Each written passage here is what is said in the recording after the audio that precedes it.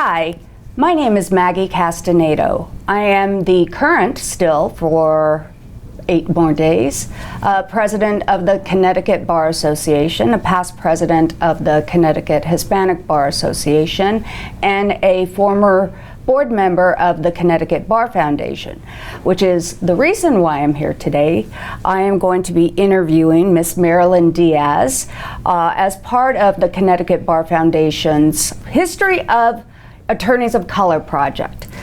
So welcome, Marilyn. Thank you, thank you, thank you. Today is June 24th, 2024, and let's start by introducing yourself to our viewers, and then I've got some questions for you. Yay! So first of all, I want to say thank you, Maggie, because you're more than just a colleague, you're a dear friend. And so I want to thank you for taking time out to do this interview with me.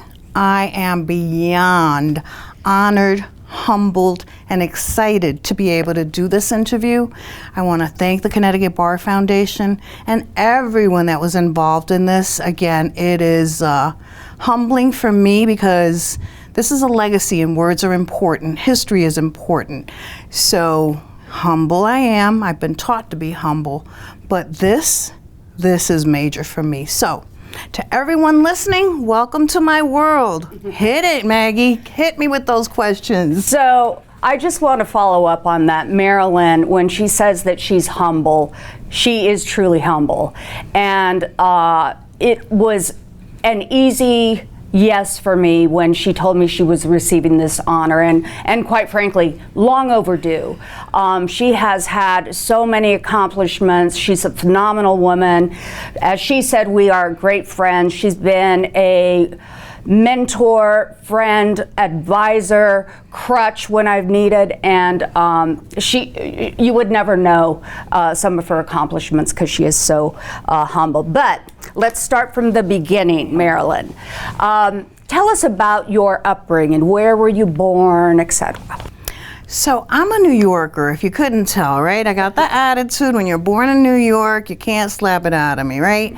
So I was born in New York, born in the Bronx, lived in Manhattan and Brooklyn. And then at 11 years old, my family moved to Puerto Rico. And it is there where I learned my Spanish, because my first language is in fact English. So I learned the hard way, because when you're that age, your peers, you think everybody's talking about you. The only A's I got were in English and math. So we're in Puerto Rico for 3 years, and then we moved to Connecticut. And I went to Hartford High, I went to UConn, University of Hartford, and from there, I'm the eldest of 3 children, had a very strict dad, who only allowed me to go out if it was related to school stuff. So to that end, guess what I did? I became very involved in school activities. That was the way to do it. And also what I remember about my childhood, I think you'll see some of these pictures too. When I was a little girl, you know how they always ask you, well, what do you want to be when you grow up? Yeah.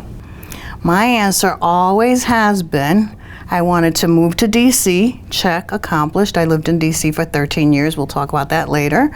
I wanted to have a Mercedes sports coupe. Didn't do that. Instead, I got the Saab convertible. That worked. And then I always said I wanted to be a lawyer. Check. So for me, those dreams as a little girl became reality. That's incredible. And so my mom and dad didn't finish high school.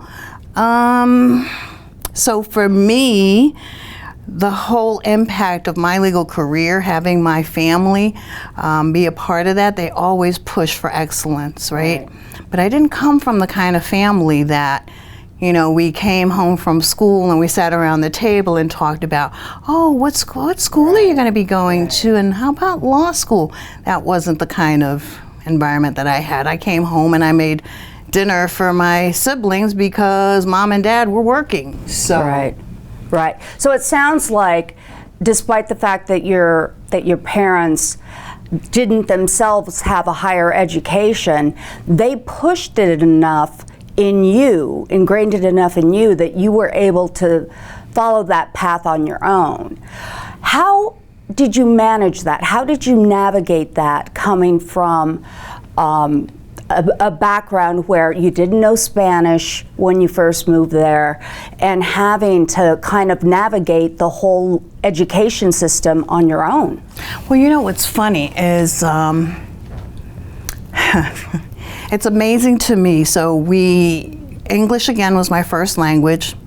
For 3 years, I lived in Puerto Rico. My best friends were my cousins, who were the ones that took me under their wing and taught me Spanish. And then I came to Connecticut. I still had that New York accent. So when I went to register for high school, because now I'm going into the 9th grade, thank God for my cousin who went with me to navigate how I was going to register for high school classes, right? Immediately, they wanted to put me in general classes. My cousin said, no, that's not what we're going to do. She's going to college prep and academic classes. So I had a cousin That's great. who was only 2 years older than me. I didn't know. And then guess what? They put me, because of this accent that I had, this New York accent, they put me in a English as a second language. I was thinking remedial English. Hilarious to me. And the teachers were like, what is she doing here? So I got pushed into a high honors class instead from that. But all of that said to me is, wow, you know, people are prejudging me. People are making assumptions about what I can or cannot do. Mm-hmm. And navigating that, you're right, was because of cousins. That's awesome. Because my family, high academic standards. My father, when I came home with a B, he said that should have been an A. But they weren't familiar with the system either. Right. So thank God for cousins and friends and family that were in the system and knew, because otherwise I was labeled immediately and I didn't even know I was being labeled. I didn't know that. So, and that sparks in me just some of my experience with you, many years of experience of how you have always, since I've known you, been drawn to law students, helping law students, mentoring them, being on the scholarship committee.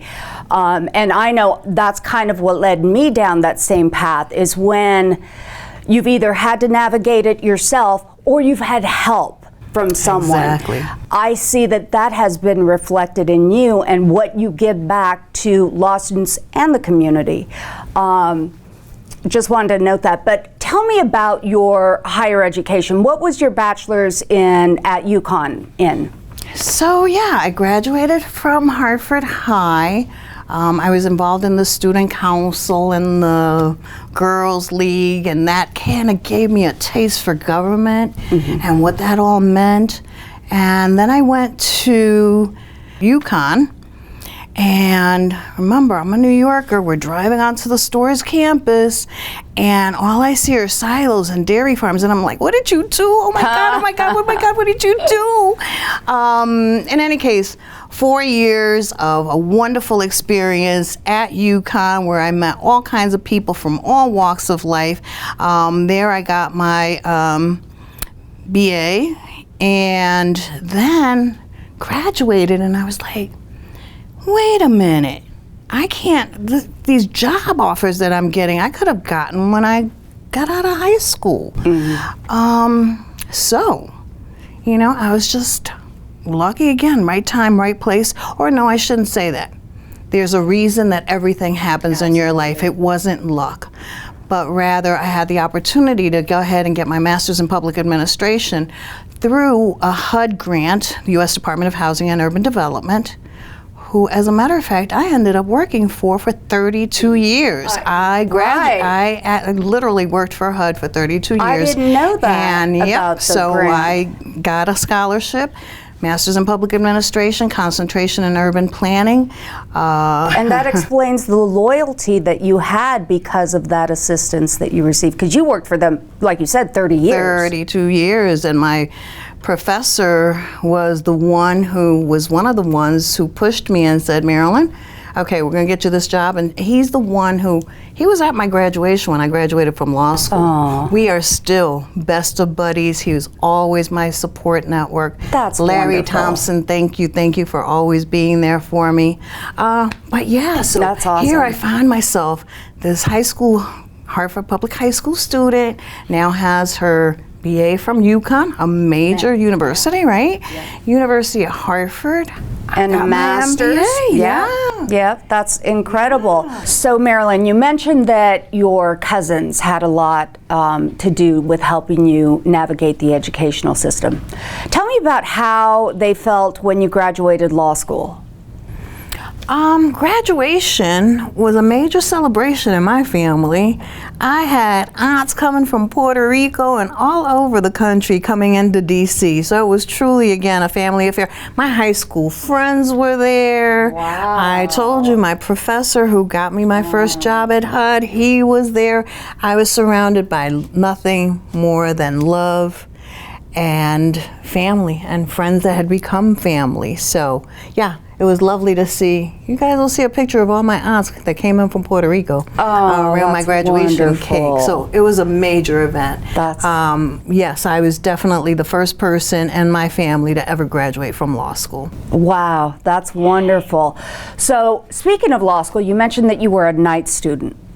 Because I was a day student. I know that being a day student, I was only able, the law school allowed me to only work 30 hours. You were working full time and going to law school. Tell me about that experience. It was different because many of the students that went to law school during the day were younger, did not have jobs, right? Many of us that were in night school did have jobs and had families and children. And so they were balancing a lot of different things, which made it a little bit difficult to get involved with our community, our law school community. But I am here to tell you, not only do I admire all of you night school law students, it is major, but that at least I was involved with moot court, made time out for the Hispanic bar who supported me all the way. So there is a life, and I urge you, please, if you can get involved with your law school community, the connections that you'll make are just invaluable. So if you are a night student, I understand the challenge, but get involved with that law school community. It will take you very far, and I just had to share that because it was difficult, but it was definitely worth it. And you can do it, for sure, for sure. Excellent. So I mentioned at the beginning how accomplished you are, past president of the Connecticut Hispanic Bar, et cetera, et cetera. Tell me about some of the awards and achievements you've accomplished. Checking the list. I'm checking this little list here. Not that it's a long list, but I want to get it right because these awards mean the world to me because they came from my colleagues. So it's the very first one that I got was from the Connecticut Law Tribune, New Leaders of the Law. And you know what? As a person who was already in her 40s, I was like, okay, I'm a new leader of the law. And I had just moved to Connecticut. So being recognized in that way was major to me. That's incredible. I didn't know that. Yeah, so that was major to me. I got that in 2002. I know you received another award from them, but we'll get to that. Well, my last one was also a very big one for me because it came from my colleagues at the Hispanic Bar Association. We joked a little bit about the fact that they call me the historian. The historian. Well, much to my surprise, I recently got an award from, again, the Connecticut Law Tribune, but it was for unsung heroes. So it was an acknowledgement from my CHBA colleagues. And again speaks to her humbleness because that you don't speak about it, but we see it. Thank you. Thank you. So that unsung hero, both of those awards mean the world to me. Because especially the unsung hero, I'm a hero. Now I can tell my nieces and nephews, I'm a hero. Yeah. Anyway, so yeah. So you mentioned in the intro that your dream of going to DC was accomplished. So tell us about that. That's when that kicked in. So I moved to DC, was able to get a job in DC through HUD. Again, this is continuous service with HUD. And lived there for 13 years. And, you know, at the ripe old age of 35, I said, you know what? I need to become a lawyer, because that's what I said I always wanted to be. So I called some of the universities and I said, can I audit some classes? They're like, no, you need to take the LSATs. I was like, a what? Can I just audit? I don't know if this is really what I want to do. I mean, do I have to do this? I called Catholic University, I called American, I called Georgetown, I called everybody, and they said, no, you have to take LSATs and you have to get accepted. I'm like, dag nabbit. So at the ripe old age of 35, I went and took my LSATs. Excellent. Yay! And at the ripe, now let me not say old, at the age of 36, I entered Catholic University and got accepted. Here's the kicker. Just so, again, everything happens for a reason in life. I told you that strict father that I had. Mm-hmm. He was an alcoholic. I'm going to say that. Sonia Sotomayor's father was also an alcoholic. Just saying all of that because, you know, your circumstances don't dictate necessarily what you end up doing. But at his funeral, many of his friends, and I didn't know this about my father, always came to him for advice. Mm. I got my acceptance letter to attend, get a little choked up there. Mm-hmm. I got my acceptance letter to go to law school 2 weeks after his funeral. Oh. And so now I had even more motivation, right? I'm doing this for my dad. Yeah. So I went to night school. You did? 4 years because I continued to work. At HUD? At HUD, wow. Full time. The stories I can tell you there. Excellent. I remember being at the airport studying for my finals at the airport because with HUD, I was fortunate enough to be able to travel across the country, the position that I had. But yeah, I remember many times at the airport, me and my big law school books and studying, and that's another thing. That's where I also learned who my friends were, because working full time and going to law school at night was not an easy thing, and my friends were always there for me. They would always invite me to activities. They knew that if I went to the movies, it was to see a movie. No socialization afterwards. I had to go home and read my books. Nope. I had to be ready. So that was an experience unto itself. It was 4 years of, I loved every second of it. And that's And there were two of us Latinas there, and we both made it. Gosh, yes, we both made it. Wow. So I was so, yeah. Did they have a LALSA program at the school? But you two were it, though, right? Yeah, we two were it. No, they didn't have a LALSA program, but I relied very heavily on the Hispanic Bar Association in DC. The adult bar. The lawyer bar. Yeah. Yeah. So it was not HNBA because it was the DC chapter of HNBA. Gotcha. And let me tell you, were it not for them, that's awesome. I have mentors that to this day, one of them led the movement to start the National Hispanic Museum on the Mall. I'm so proud of him. Nice. They nurtured us every step of the way. Yeah. So the Bar Association has always been a major force in my life. And during my time in DC and being able to graduate from law school, it was amazing, because then what happened is, again, remember, I'm with HUD for 32 years. I've been there for a while. So for me, I'm moving on to my employment sector there. Mm-hmm. Going to work for a law firm, I was already making like kind of big bucks already, and so that would have been different. Just so happens that I was able to get a transfer to the Office of General Counsel. Oh. And the person who was General Counsel at that time was Nelson Diaz, the very first Latino judge in Pennsylvania. Wow. Another person in my life. You always get impacted by these people. Yep. Well, he had nothing to do with it, though, is the point. But his name is Diaz, right? So when I got transferred to the Office of General Counsel, they didn't know that I found out. They made calls back to Connecticut, where I used to work, and said, who is this Marilyn Diaz person? Is she related to Nelson Diaz? What are her credentials? Well, my friends from Connecticut told me about that, and not for nothing, but I have a good reputation work-wise, and continue to have one because I take it very seriously. So they had nothing but good stuff. But they never knew that I knew that they had been doing investigating of me. Here again, I was questioning my character and my abilities, right? Again. So that all worked out, and it was fabulous. So when people ask me about my career as a lawyer, I was doing administrative law, did a lot of regulatory implementation with hospitals and HHS programs, again, writing regulations, which is why I like a lot of advocacy work. I was tied into that. But going into the courtroom was not something that I did.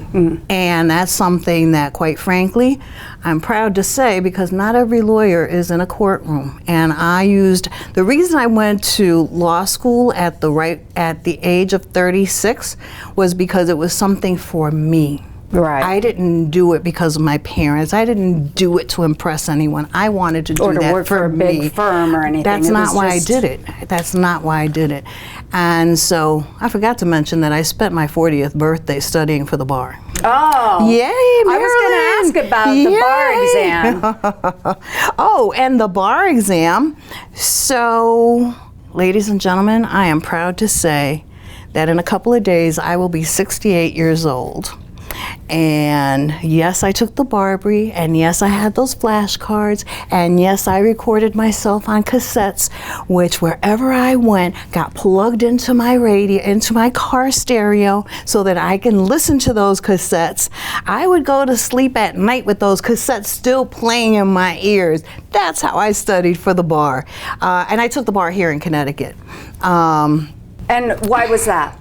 Because I knew I was coming back. Oh, my the family transfer was was all to Connecticut. here. Okay. Well, my family was all here. I just knew I didn't even have a transfer yet. Oh, it's okay. amazing how things happen in your life. I didn't have a transfer yet. All I knew is that my mom was here.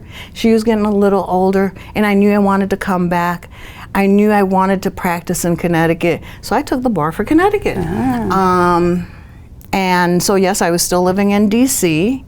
So when I got sworn in, it was a small group of about 5 of us.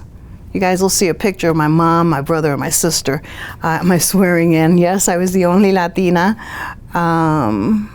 So it was different, a different kind of swearing in than the ones that I've seen when we at CHBA, do the congratulations to the new graduates. So it was different. It was different. So my career path has been a little bit different.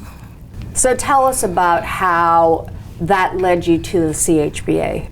Oh my gosh. So remember, I didn't go to law school here. Right. I didn't know any of the judges. I didn't have my HBA DC chapter friends. I did, but they weren't here physically for me. So the very first thing I did was call CHBA. The very first thing I did. And that's where I found Millie. Oh. And Millie, I can't remember her last name. Cruz. Millie Cruz. Oh, Milagros Cruz. Milagros Cruz. She was at UConn doing the Appleseed program. She reeled me in immediately. Then I met all these wonderful people like Rafi Santiago. Some of these are founding members of the CHBA. And Rafi was even the president, the only president from Connecticut for the Hispanic National Bar Association. We might have to change that. Yes, we might. I think you will do so. Don't worry, don't worry.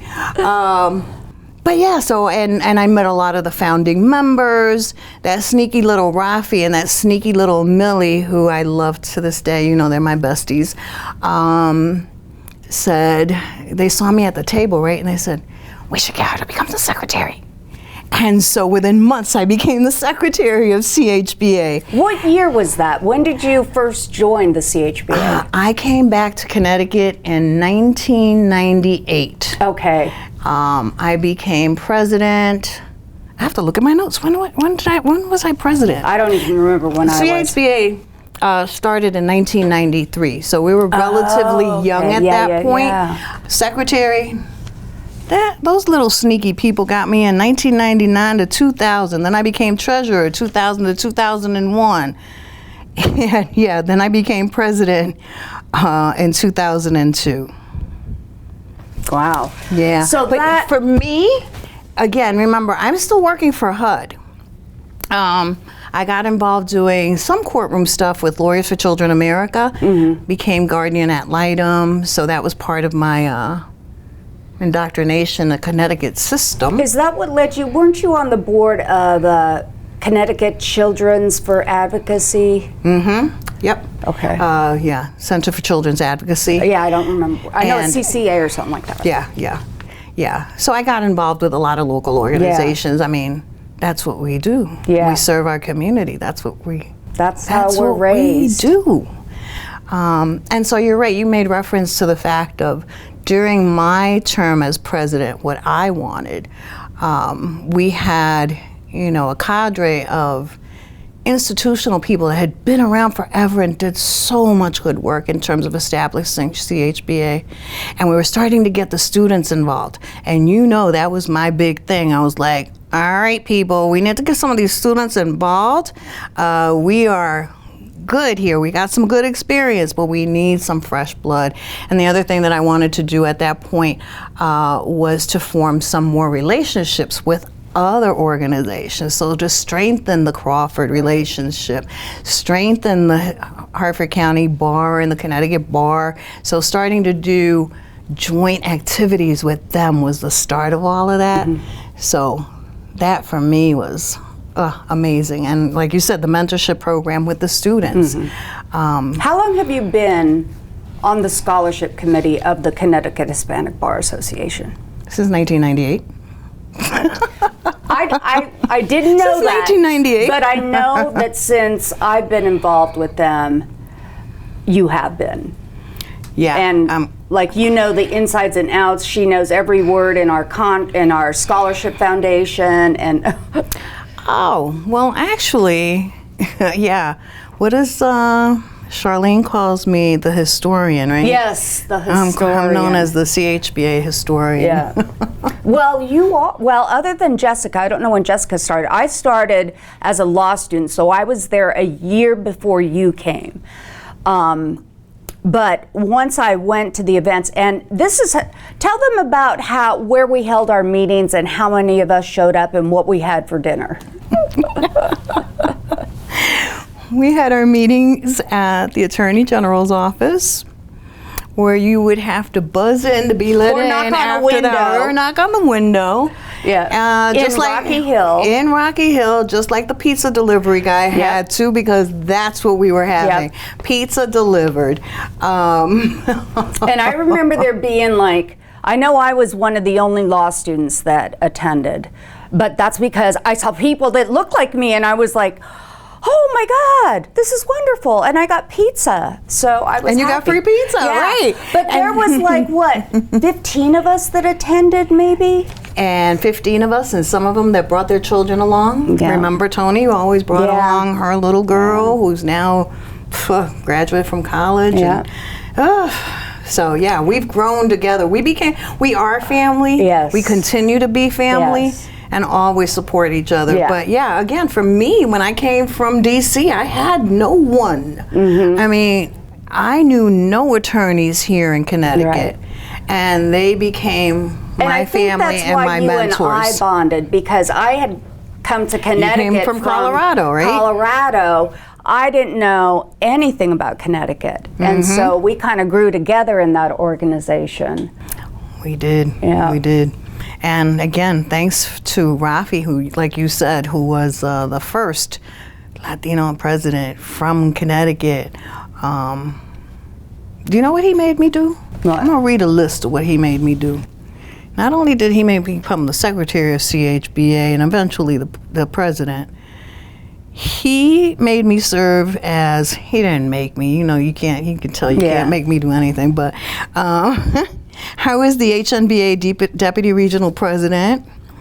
I was on the HNBA foundation board, and anything else he would find, he was like, you need to do this for me. Well, and he is. That speaks to kind of how the CHBA has had an influence or an impact on not only myself, but I know you because you have had that impact on me as well. Oh. In that we support each other, so Yes, if we we do. see people who are rising or paving the way for us, we're going to be there for them every step of the way. No matter what. what. Can you talk to us a little bit about how this experience and your experience with CHBA has shaped your career or anything, how it's impacted you? Again, it was always my dream as a little girl. I said that right from the beginning, right? The experience in DC where there's tons of attorneys, but doing it at night just made me realize that, you know what, when somebody really wants to do something, they will get it done, and it will happen. Yeah. Perseverance above and beyond all. Here with CHBA, again, my wonderful family. I'm knowing judges personally, playing golf with them. I never thought this little kid would be able to do that. Students who you have seen grow. I mean, you were a student when I met you. You are the first Latina CBA president. I am so proud of you. Thank you. The judges. Watching our students have become judges. Yeah. Oh my God! You just don't. You just don't Carmen know. And for me, Supreme Court justice. yes. You know, I mean, I'm just in awe. We're breaking barriers. We're continuing to break barriers, and we need to continue to support each other. For me, I just know that it's our duty, it's our obligation, it's what we must do. We talked about along the way some of the hardships and challenges that you faced growing up as a Latina, as someone from New York. I know I have experienced biases and different things in my legal career. Can you tell me if there have been any challenges or anything as a Latina in particular that has had an impact in your life? Well, I've mentioned the Honorable Sonia Sotomayor many times, and she says her Latina is a flame within her that will never die. And for sure, the same with me. I will always let you know who I am, from whence I come. Being an attorney, because again, I've always been taught to be humble. I don't need to pat myself on the back or on my chest and say, I'm an attorney now. And that means what? But when people hear it, sometimes that little look is very offensive that you just gave me. That you're an attorney? Yeah. Yes. You're not the interpreter? Yeah. Yeah. So just looking at people and their microaggressions is sometimes just amazing to me. And that's okay. That's okay, because I take it as a learning experience for them, a teaching experience for me, because I will always be who I am, not hide it. And again, not have to pound my chest, and help whenever it is that we need to do and step up, right? I don't need to go out and yell it to the streets. If we need court interpreters, you know how we work closely with the court system. If we need to, whatever it is that we need to do, we do it, and we don't forget from whence we came, ever, ever, ever, ever. Have you ever thought about, and this is something that just occurred to me, you mentioned how you started the student outreach, our collaborations with the other affinity bars. We to this day have a thriving law student outreach. We have members of our law school communities on our board, sit at our meetings, and we've managed to take them to national moot court competitions, and we now and you are have been seeing instrumental in that. Yep. we now are seeing where it was for me 3 Hispanics when I went to law school, for you 2. We're seeing that growth. How does that, like, that's a lot of things that you've done, that we've been able to be there to give that support to these students. To support them. And that's something you started. Oh, I don't know that I started it. It was just something that we do. You saw a need for that. We saw the need, and quite frankly, what I want to start doing now, and we are starting to do it, is yay, thank goodness that we're getting more law students. Thank God that we're getting more judges. Thank God that we're growing in our presence so that our younger, our youth can see that. One of the things that I did do during that time was, Law Day, May 1st. Yeah. And yes, I remember that. What was the school we went to? We went to Hartford Public High School, we went to Weaver, and we went to Buckley. And we had a little moot court competition, and this was like at the very beginning of all of this. It may be like normal now, but it wasn't. And we gave them little awards, and we worked with the teachers, and actually we received ABA recognition for that program. To me, one of the things that we should start doing now is to reach out to our high school students. Yes. And let them know about career opportunities within the law. I remember serving on a couple of panels, because we kind of shied away from the mock trial competitions, and we still did every law day the career panels. It was I'm not familiar with magnet schools or something like this, but I know it was like a government-focused school, high school. Hartford Public High School, well, the schools were divided up in Hartford anyway. I don't know if this is statewide, but in different areas of interest, and Hartford Public High School specifically focused on law. Okay, yeah, because I do remember that we went to them every year, and I know that my experience with CBA as well as the ABA now, we take Law Day very seriously. We haven't done Law Day at the CHBA in a while, so that's definitely something.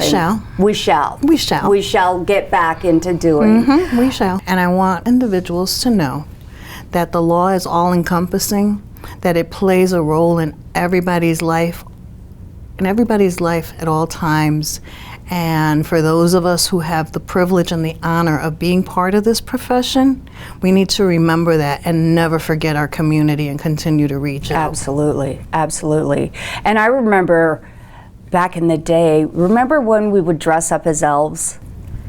Oh, that's when we did our community work. Well, you know what? Connecticut Hispanic Bar Association that has been our mission, right? To do community outreach, to talk about the translators. Yeah, and so one holiday we all dressed up as elves and did a food bank and a food share. And we did the gifts, giving the gifts, and they had that was one of, I still remember that. It was me, you, and now Judge Gordon. And it was because it was a Spanish-speaking church, right? And so the nuns were there, and we've done some great events like that that did at least give some exposure to, Spanish as a first language students, to see that.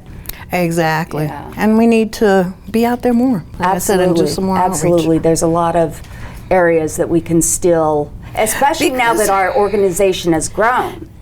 Absolutely. And because there are still little kids like myself when I was younger who are underestimated and don't see the potential that they have. So you mentioned 32 years with HUD. Where did you go after HUD? What's going on with Marilyn? I was fortunate enough to be able to retire at the age of 55. I know, I was so jealous. So I have been retired for 13 years. Traveling is my passion. Darn COVID. Costa Rica. Oh, yeah. Well, we did Costa Rica together. That was an adventure. But yeah, traveling is my passion. Being able to serve on other boards and continue that community service is major to me. I have been on the CHBA board for over 20 years. I'm going to retire myself, but they're not letting me. I'm trying. She's been trying for 5 years. Yeah, not going to happen. But no. And my heart still makes me go there. Yeah. And I have been doing a lot of work with, I'm going to mention AARP, and I mention them because the reason that I got involved with AARP is because they have a lot of programs, especially area of advocacy is what calls to me, that are very important to our Latino community, to the community at large. And I challenge them to talk the talk and walk the talk, because they didn't have anybody who was able to speak the language in our community. So I'm dedicating myself a lot to that and getting awareness of various issues out into the community via the AARP programs, which include caregiving. You know, we take care of our own Social Security and a host of other issues. Excellent. But still, other advocacy organizations, like you mentioned earlier. Yes. Children's advocacy and more so. So what's next for Marilyn Diaz?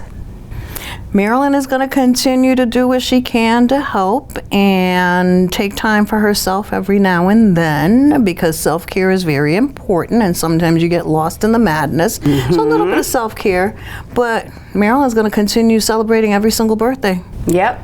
And helping And you've got others. one coming up in a few days. I'll be 68, and yay.